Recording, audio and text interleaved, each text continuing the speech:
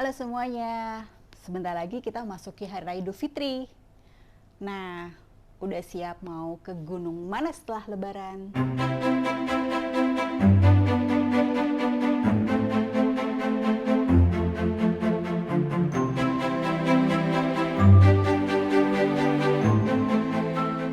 Kalau saya udah banyak banget nih wishlist untuk kemana saya mau naik gunung.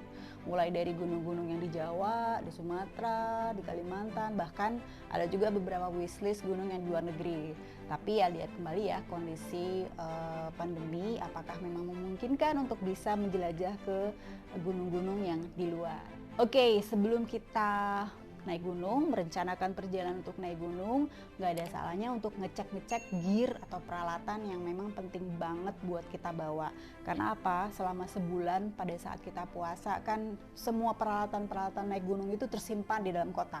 Bisa aja ada yang kotor belum kita cuci atau mungkin mengalami lapuk dan sebagainya. Itu perlu kita cek sebelum kita nanti siap untuk naik gunung lagi. Jangan sampai pada saat kita udah mau naik gunung, tiba-tiba peralatan-peralatan ini nggak tahu entah di mana dan atau mungkin dalam keadaan yang tidak fit. Seperti yang selalu saya sampaikan dalam video-video saya, bahwa saya mengutamakan keselamatan, tapi juga tetap dengan kenyamanan ya, karena maklum dengan usia yang udah nggak terlalu muda ini, jadi saya mengupayakan untuk bawa barang-barang yang nggak terlalu berat tapi juga sangat bermanfaat. Saya biasanya bawa daypack ya seperti ini kan sering banget ya kelihatan dalam video saya. Ini daypack ini biasanya isinya 20-30 liter gitu, tapi ini enak banget dipakai. Ada bagian di sininya ya, yang bisa menyokong bagian punggung, jadi nggak terlalu sakit pada saat kita pakai. Dan biasanya di dalam daypack ini selalu saya upayakan membawa peralatan-peralatan yang memang saya butuhkan pada saat proses pendakian. Misalnya jaket, baju ganti, makanan kecil, makan ringan, air, jas hujan dan sebagainya. Sedangkan untuk hal-hal atau peralatan-peralatan yang emang berat gitu ya, biasanya saya titipkan di porter. Maklum ya, udah usia yang nggak muda lagi, udah nggak kuat bawa barang-barang yang gede-gede gitu. Jadi saya biasanya menggunakan jasa porter untuk membawa barang-barang yang memang saya nggak begitu kuat lagi untuk membawanya, kayak tenda dan lain sebagainya. Saya memang selalu mengutamakan keselamatan, jadi saya selalu prepare pada saat saya sebelum naik gunung. Pertama saya akan research dulu gunung yang akan saya daki itu karakteristiknya seperti apa. Misalnya dari sisi dinginnya seperti apa ya. Biasanya kan bisa kita baca dari referensi yang ada di YouTube atau misalnya yang ada di Google gitu ya, yang di catatan-catatan perjalanan orang-orang yang sudah pernah mendaki gunung. Kemudian juga saya juga pelajari rutenya seperti apa dan nanti kalau mau ngecampnya di mana. Jadi dengan mempelajari di depan, saya bisa persiapkan nih apa aja yang memang perlu saya bawa supaya tidak overestimate atau mungkin underestimate, karena kembali lagi ya, kita tidak pernah tahu apa yang akan terjadi. Jadi saya selalu mengupayakan agar safety atau keselamatan adalah hal yang utama, karena pada saat saya ada kenapa-kenapa di gunung, nggak cuma saya aja nanti yang akan berbahaya, tapi juga saya membahayakan teman-teman yang ada dalam satu kelompok saya itu gitu. Jadi saya selalu berupaya untuk making sure pada saat saya sebelum naik gunung selalu mengutamakan keselamatan. Oke, saya harus mulai dari mana ya? Karena sebenarnya ada beberapa yang DM di sosial media saya, apa aja sih yang saya bawa pada saat saya naik gunung, terutama untuk para newbie ya. Jadi di sini saya akan coba terangkan beberapa peralatan-peralatan yang biasanya saya bawa ya, dan mudah-mudahan ini bisa bermanfaat ya untuk teman-teman semua. Oke, pada saat sekarang biasanya saya pada saat mempersiapkan barang-barang itu saya bagi dalam 3 kategori. Yang pertama adalah yang akan saya bawa selama perjalanan. Ya, ini yang biasanya saya masukkan ke dalam daypack ini. Kemudian yang kedua adalah yang akan saya pakai pada saat saya ngecamp dan pada saat saya akan summit. Kemudian yang ketiga pada saat sudah turun gitu ya, karena nanti pada saat kita sudah mempersiapkan ketiga hal tersebut, saya jadi lebih mudah dalam membongkar-bongkar dan juga memasukkannya ke dalam carrier atau mungkin menitipkannya kepada porter atau ke base camp gitu ya. Nah sekarang apa yang biasanya saya bawa di daypack selama perjalanan? Oke, yang paling utama yang selalu saya bawa adalah raincoat ya, karena raincoat ini adalah salah satu bagian dari safety ya, keselamatan yang memang harus ada. Kita nggak pernah tahu cuaca di Indonesia atau di luar negeri itu seperti apa, jadi raincoat selalu harus saya bawa. Saya upayakan bawa raincoatnya itu yang nggak terlalu gede, yang nggak bulky. Sekarang ini kan sudah banyak model-model raincoat yang bisa dibuat seperti ini, jadi masuk ke dalam daypack pun juga nggak terlalu berat dan nggak terlalu menyesakkan di dalam daypack. Kemudian yang selalu saya bawa di dalam daypack adalah windstopper seperti ini. Di sini juga selain untuk melindungi pada saat ada angin gitu ya, cukup enak banget untuk membuat badan tuh hangat. Jadi pada saat misalnya berhenti gitu ya, ada di pos-pos tertentu, kadang-kadang kan pada saat kita berhenti gitu angin atau kok cuaca sudah mulai dingin gitu ya.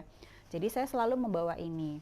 Ini saya bawa upayakan yang light ya, yang ringan seperti ini, yang bisa dibungkus tadi dalam kotak kecil gini ya. Tapi upayakan juga yang bisa yang bisa waterproof, karena memudahkan juga kalau misalnya ada hujan yang masih rintik-rintik atau kena tetesan-tetesan embun gitu ya. Ini akan sangat membantu sekali, jadi nggak kena ke tubuh kita, nggak kena ke base layer gitu.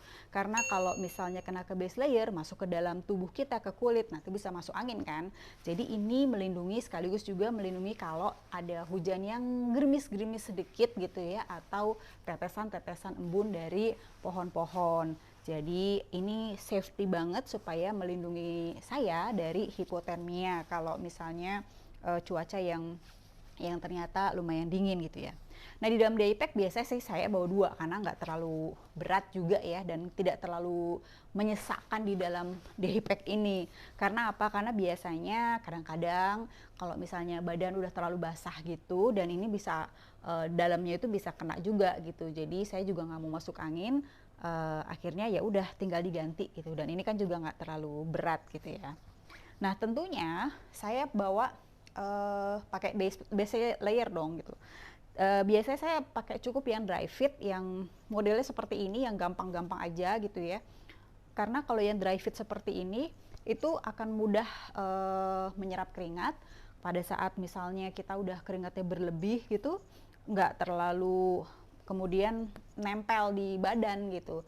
Model-model base layer yang seperti ini nih saya suka banget dan nggak berat. Jadi kalaupun misalnya saya bawa lebih gitu ya, ada cadangan lebih di dalam daypack ini, makanya ya cuma tinggal segenggam gini aja, tinggal diselipin aja, dan itu nggak memberatkan saya pada saat berada di perjalanan gitu ya. Jadi base layer ini upayakan yang dry fit atau yang bisa menyerap keringat. Kemudian yang biasanya saya bawa juga itu adalah,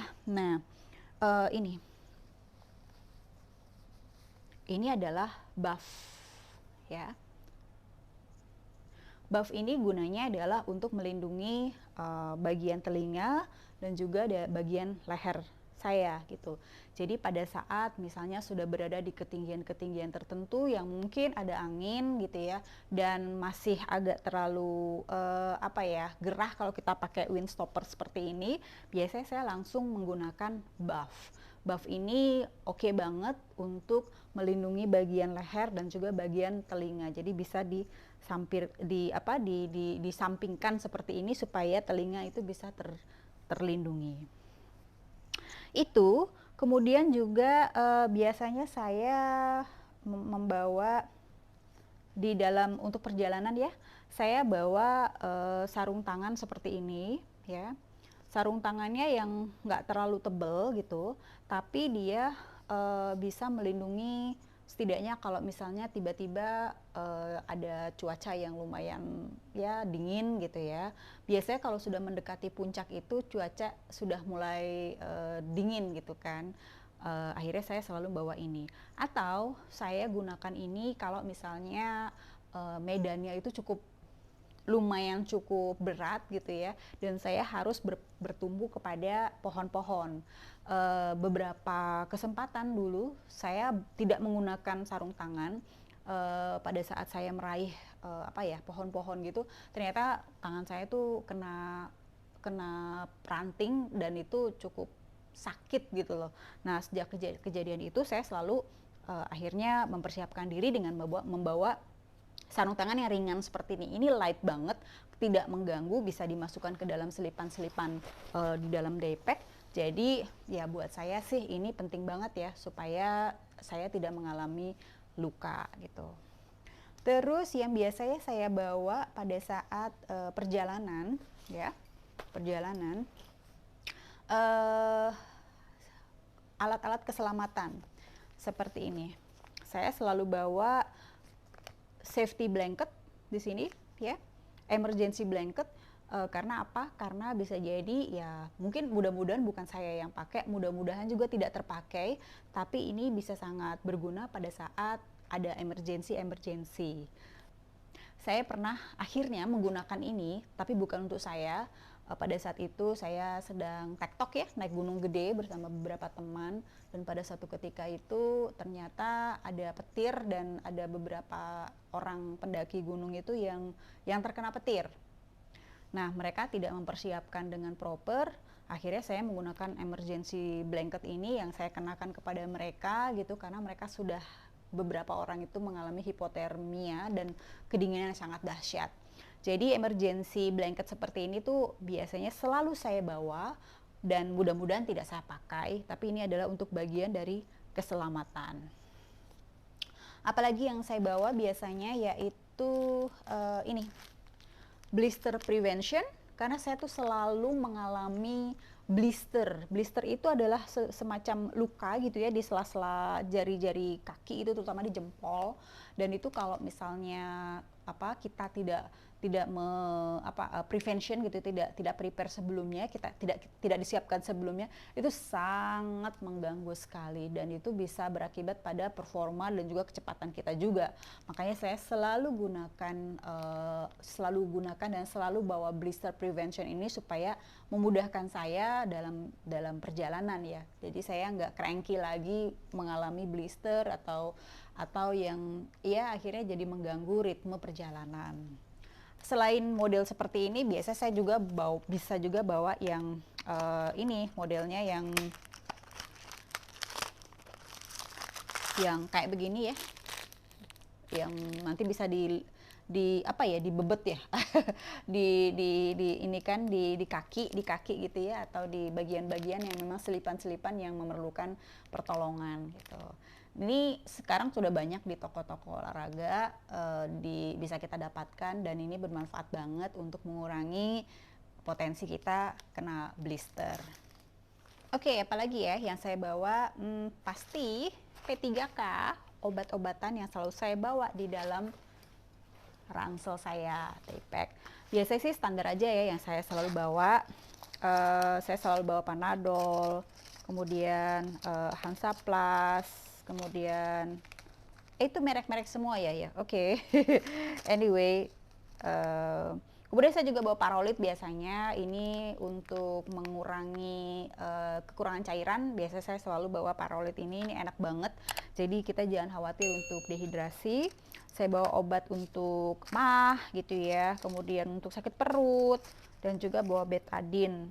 Nah, dan ini alat ointment buat kalau pegel-pegel gitu loh. Jadi saya selalu bawa ini di dalam daypack, karena ya mudah-mudahan tidak saya pakai, tapi biasanya untuk prevention, untuk misalnya seperti tadi yang obat untuk pegel-pegel gitu ya, biasanya saya bisa saya gunakan sendiri gitu. Dan untuk hal-hal tertentu biasanya saya selalu ngantongin ini sih, hand warmers ya. Ya mungkin dibilangin agak lebay, tapi ya gimana ya, yang namanya saya selalu berupaya untuk keselamatan, menjaga keselamatan buat saya maupun buat orang yang mungkin membutuhkan gitu ya. Saya selalu siapkan hand warmers. Ini hand warmers ini alat bantu untuk kalau kita emergency, ada cuaca yang sangat buruk misalnya dan kita sangat kedinginan, ini bisa digunakan untuk penghangat terutama di tangan, buat di tangan. Oke, selain tadi alat keselamatan, untuk yang saya bawa di dalam daypack itu juga biasanya adalah ini. Ya, headlamp. Headlamp ini harus dibawa. Iya. Sebentar. Oh, begini ya. Begini. Oke. Ini headlamp. Nah, ini headlamp ini harus dibawa di dalam daypack karena we'll never know what will happen. Kita nggak pernah tahu kita sampai di base camp di camp kita itu sampai jam berapa gitu ya. Jadi ini selalu saya bawa dan biasanya saya letakkan di atas sini supaya pada saat nanti ada emergency gampang mencarinya dan nggak harus ngubuk-ngubuk di bagian bawah gitu. Dan tentunya saya selalu bawa topi, ya topi rimba misalnya, karena topi rimba ini lumayan untuk melindungi dari angin juga gitu, terus juga untuk melindungi dari UV. Biasanya kan di beberapa kalau misalnya di medan-medan yang cukup lapang gitu ya, banyak sinar matahari gitu kan yang kita khawatir terpapar, jadi ini bisa membantu untuk mengurangi paparan sinar matahari. Selain itu juga tentunya saya bawa sunblock dong, sunscreen yang SPF-nya biasanya 50 SPF 50 ya, supaya melindungi kulit saya tidak terpapar oleh sinar matahari secara langsung. Dan tentunya kacamata kece ya guys. Nah ini biasanya saya selalu mix and match gitu sesuai dengan gear apa yang lagi saya pakai. Misalnya kalau saya pakai lagi gear warna gini ya biasanya saya selalu coba disamakan dengan kacamata ataupun dengan topinya gitu ya. Ya maklum lah, kita kan juga tetap harus tampil chic walaupun kita sedang ada di gunung. Nah, selain tadi saya bawa windproof seperti ini, biasanya saya juga di dalam daypack, apakah itu saya bawa jaket yang model seperti ini gitu ya. Sebentar, saya buka dulu model jaketnya. Biasanya ini saya gunakan kalau misalnya saya males banget ngeluarin raincoat gitu ya. Ini biasanya saya pakai untuk pengganti raincoat. Nah, tapi ini juga berfungsi sebagai windstopper. Nah, windstopper ini sangat enak banget gitu ya. Enak banget. Beda dengan yang ini. Kalau ini kan dia hanya melindungi yang untuk angin yang ringan-ringan aja. Tapi kalau windstopper yang model kayak begini, ini lumayan anget kalau misalnya terpaan anginnya itu lumayan kencang, misalnya kalau di alun-alun Surya Kencana atau di bagian yang savana yang mungkin anginnya tuh lumayan kenceng gitu ya. Nah ini saya biasanya bawa jaket yang model seperti ini dan saya kombinasikan juga dengan ini model warmer, jaket warmer ya, warm up gitu. Ini bahannya dari Polar dan ini juga ada hoodie-nya di sini gitu ya.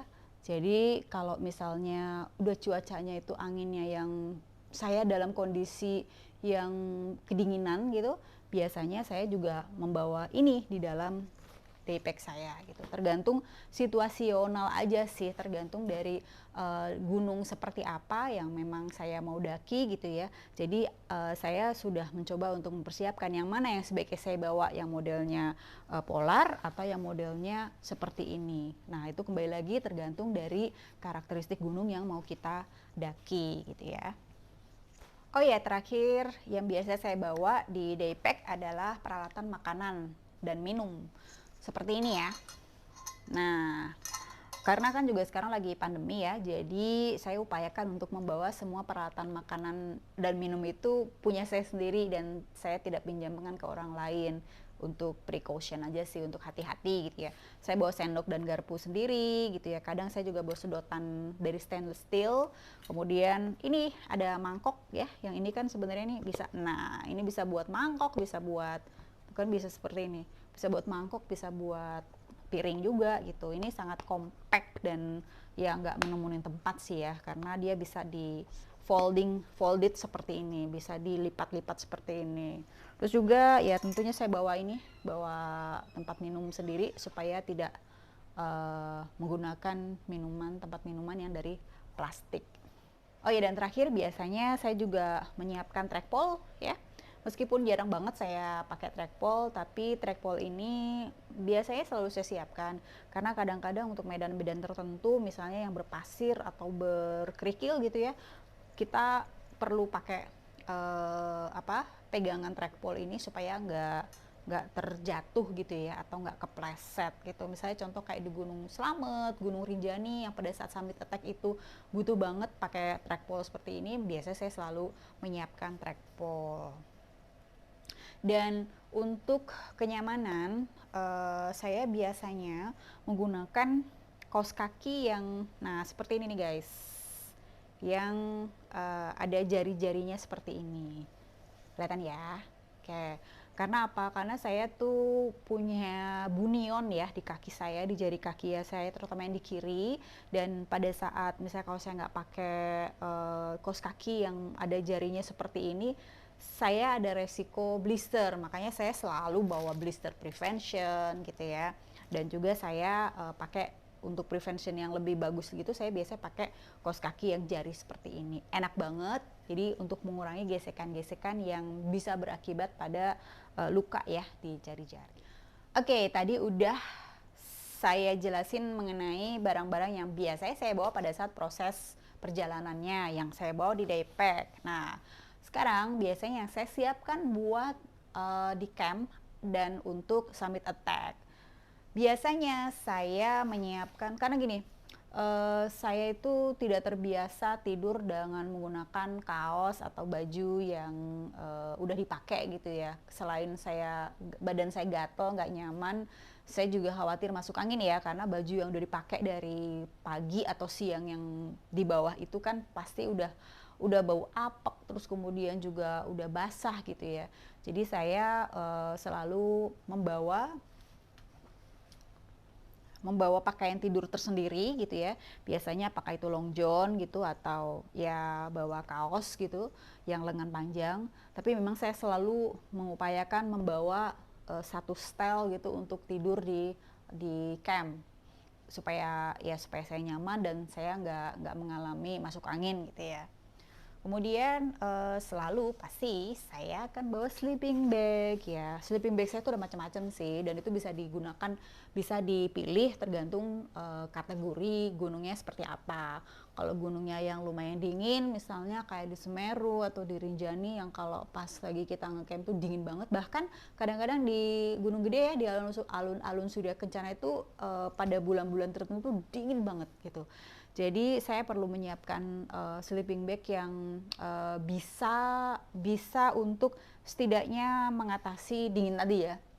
Bisa yang modelnya polar, modelnya dari bulu angsa gitu ya.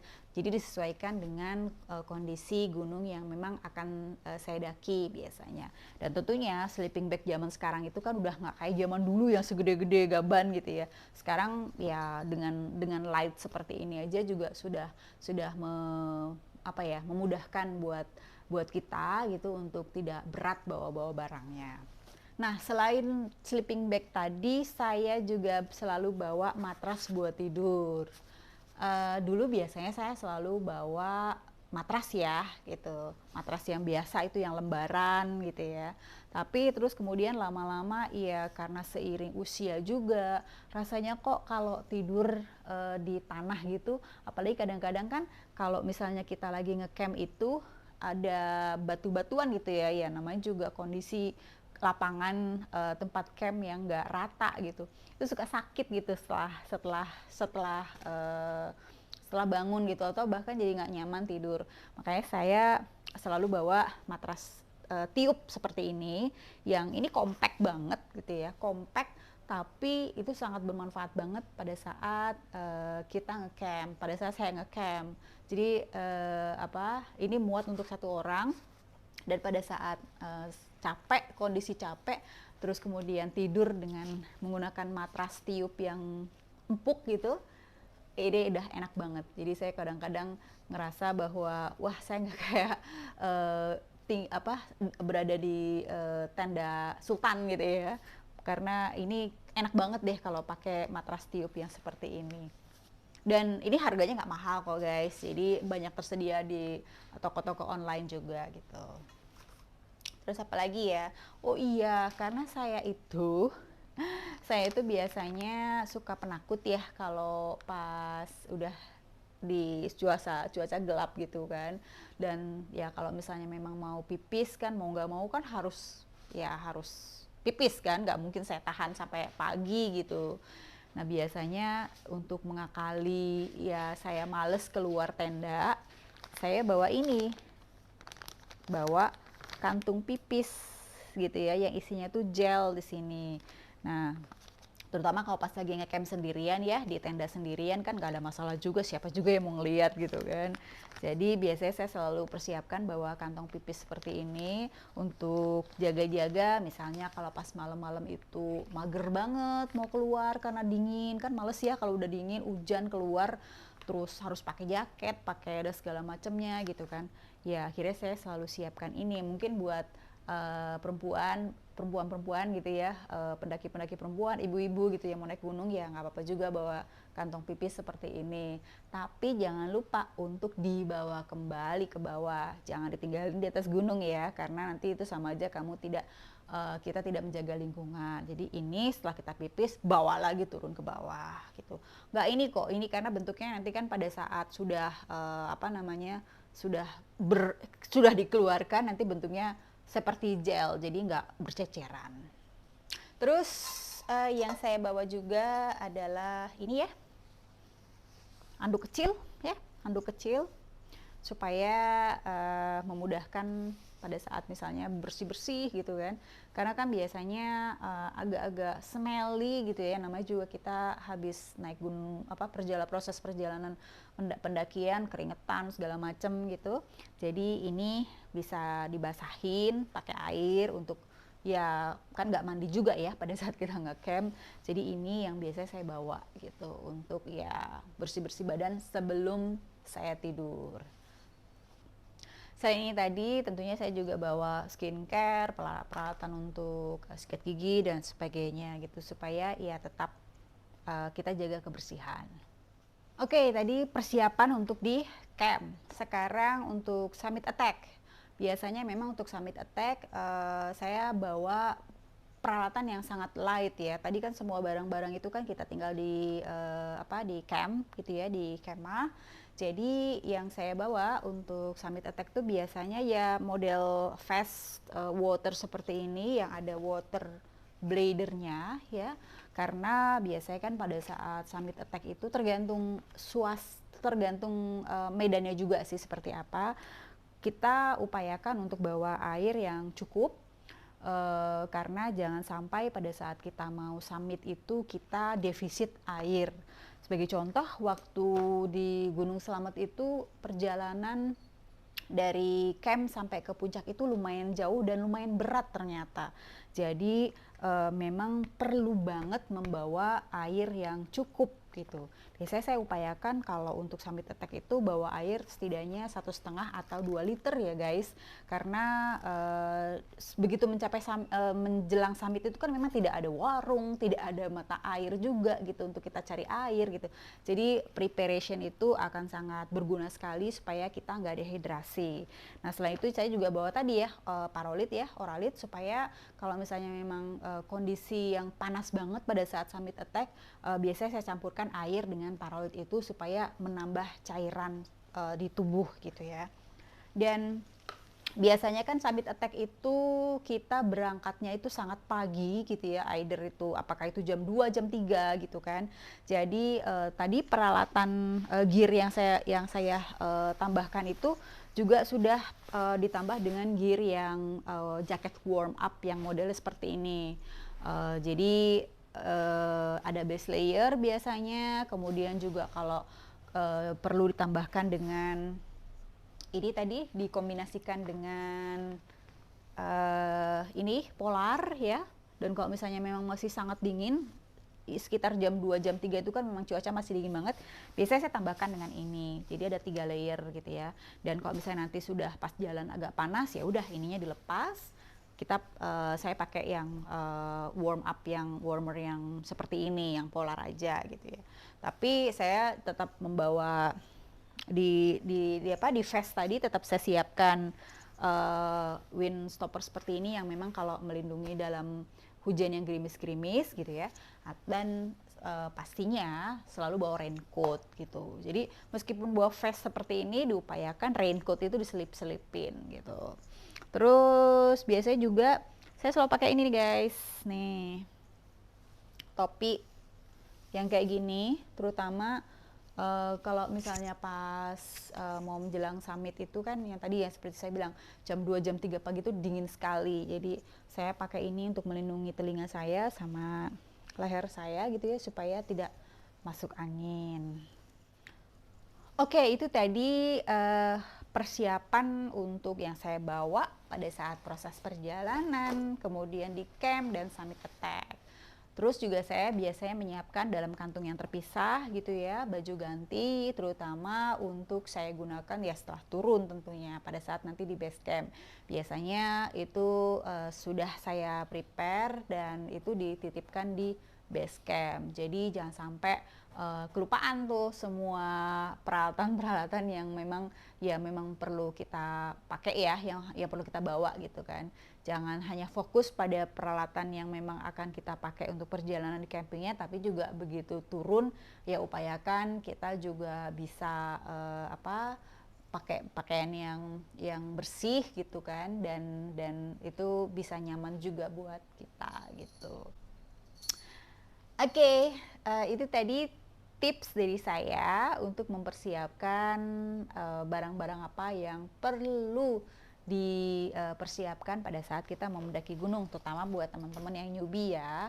Jangan sampai underestimate. Setiap gunung itu pasti selalu ada perbedaan atau karakteristik tertentu. Jadi emang mesti dari kita nih yang mempersiapkannya gitu. Jangan sampai kita underestimate gitu, bawaannya kurang gitu, dan tapi akhirnya jadi menyusahkan diri sendiri dan juga menyusahkan orang lain. Jangan sampai ya. Oke, satu hal juga yang penting buat diingat adalah jangan lupa selalu membawa trash bag. Trash bag itu biasanya saya bawa terutama kalau saya temukan sampah-sampah di tengah jalan gitu. Ya biasanya saya sebisa mungkin, semaksimal mungkin saya bawa gitu, dan nanti saya bawa lagi ke bawah.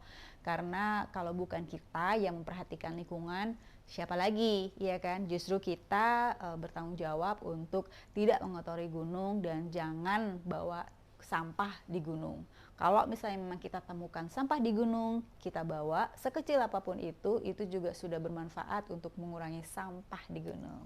Oke, udah siap ya untuk mendaki gunung setelah Lebaran nanti? Siapa tahu nanti kita bisa ketemu nih di beberapa gunung di Indonesia. Jangan lupa kalau ketemuan di gunung untuk menegur saya. Semoga video ini bermanfaat, dan jangan lupa untuk yang belum subscribe, segera subscribe dan kasih like untuk video ini. Dan jangan lupa untuk aktifkan tanda lonceng supaya kalian gak ketinggalan video-video saya selanjutnya. Oke, see you guys again in the next video, dan stay safe, dan jangan lupa untuk buang sampahmu kembali di bawah. Gunung bukanlah tempat sampah. Bye.